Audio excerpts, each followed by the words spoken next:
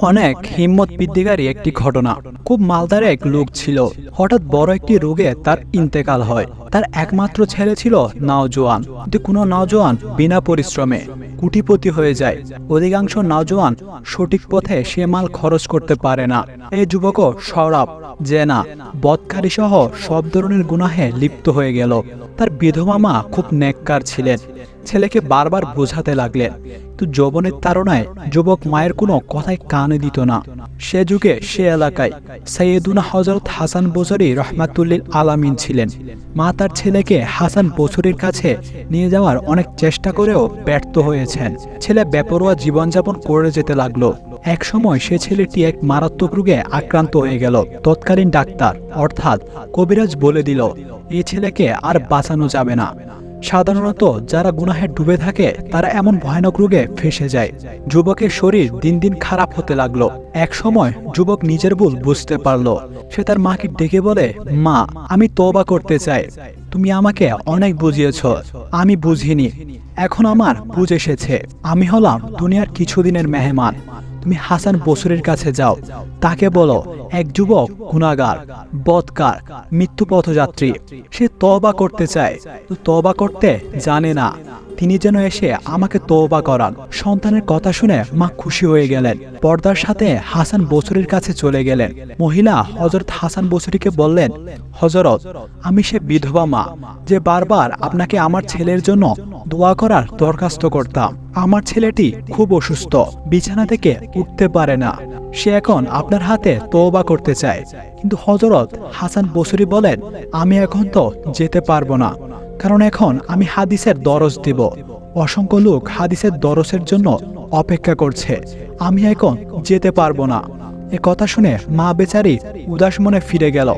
মা একা ফিরে আসলে ছেলে প্রশ্ন করে, মা, হাসান বসরি আসেনি? মা জবাব দিলেন, বেটা, তোমার নসিব খারাপ। এতদিন তোমাকে যেতে বলেছি, যাওনি। আজুনাকে আসতে বলেছি, আজুনি আসেনি।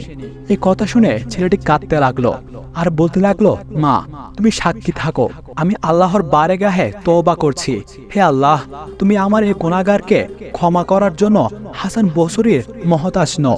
হে আল্লাহ, তুমি দুনিয়ার সবচেয়ে বড় গুনাহগার, বড় অপরাধী, তোমার কাছে তওবা করেছে। ও আল্লাহ, আমাকে ক্ষমা করে দাও। এটা বলে সে মাকে বলল, মা, আমি মারা যাব, তবে আমি মারা গেলে মুসলমানদের কবরস্থানে আমাকে দাফন করিও না। মুসলমানের কবরস্থানে দাফন করলে আমার যে সাজা হবে তা দেখে অন্যান্য মুসলমান মুর্দাদেরও কষ্ট হবে।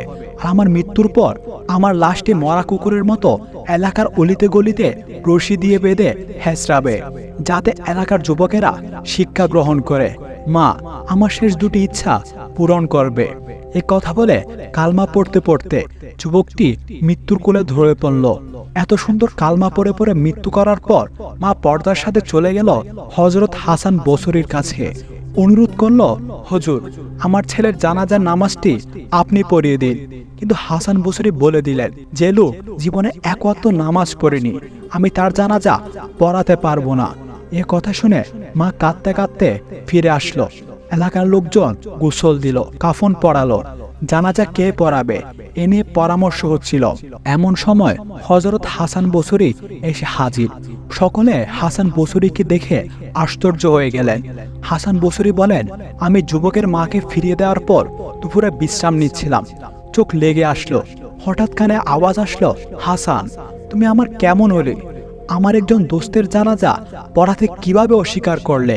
আমার মনে হচ্ছিল স্বয়ং আল্লাহ তাআলা আমাকে এসব কথা বলছেন। সুবহানাল্লাহ। আমরা যতই গুনাহ করি না কেন, যদি খাঁটি অন্তরে তওবা করি, আল্লাহ তাআলা অবশ্যই ক্ষমা করবেন।